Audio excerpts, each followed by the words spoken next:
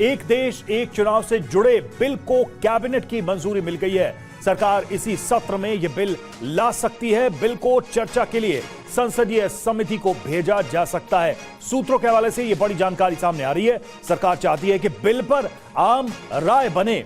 एक देश एक चुनाव पर रामनाथ कोविंद समिति की रिपोर्ट को पहले ही मंजूरी दे चुकी है कैबिनेट। तो अब इस पूरे मामले पर सरकार की ये कोशिश है कि आम राय बनाई जाए। बिल को चर्चा के लिए संसदीय समिति को भेजा जा सकता है।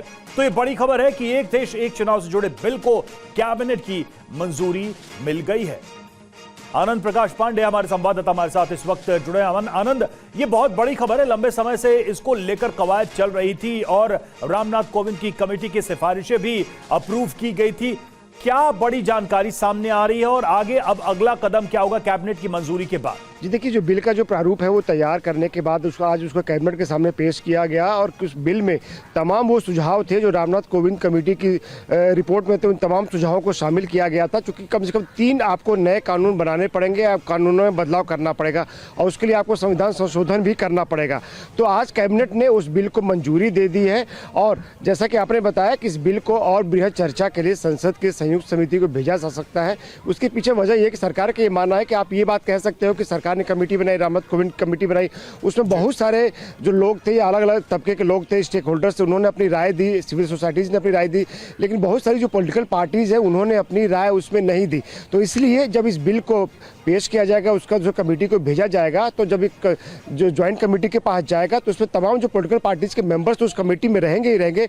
उसके अलावा बाकी जो दूसरे राज्यों के जो असेंबलीज है उनके स्पीकर्स हों या फिर वहाँ के नेता हो, सिविल सोसाइटी हो या अलग अलग जो तमाम संस्थाएं हैं जो चुनाव सुधार की दिशा में काम करती है, उनके भी व्यू लिए जाएंगे। और ऐसे में जब उस कमेटी की रिपोर्ट बनकर आएगी बिल की शक्ल में, तब ये कहा जाएगा कि ये जो एक देश एक चुनाव है, ये किसी एक सरकार की बात नहीं है, बल्कि पूरे देश की राय ये है। और फिर उसको अगले सत्र में उसको पेश किया जाएगा, फिर उसको कानून बनाया जाएगा।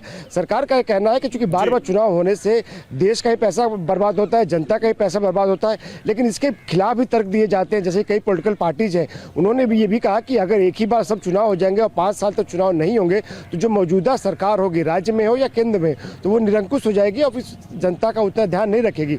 और उनका तर्क ये है कि बार बार चुनाव होने से सरकार पर जो सत्ता में होती है, राज्य में हो या केंद्र में हो, उन पर दबाव रहता है ताकि अपने फैसलों पे पुनर्विचार करें या फिर जनता के हित में फैसले लें। तो ये अलग अलग जो पॉलिटिकल पार्टीज है, पक्ष विपक्ष, उनका तर्क है। लेकिन आज कैबिनेट से मंजूरी मिलने के बाद ये पूरी संभावना इस बात की है कि इसी सत्र में, जो मौजूदा सत्र अभी संसद का चल रहा है, शीतकालीन सत्र, इस बिल को पेश किया जाए और ज़्यादा बृहद चर्चा के लिए और समावेशी बनाने के लिए इसको संसद की संयुक्त समिति को भेजा जाए। बिल्कुल, लेकिन सबसे बड़ी चुनौती यही होगी कि जो सरकार इस पूरे मामले में आम राय बनाना चाहती है राजनीतिक तौर पर, वो एक चुनौती के रूप में जरूर होगी। बहुत बहुत शुक्रिया।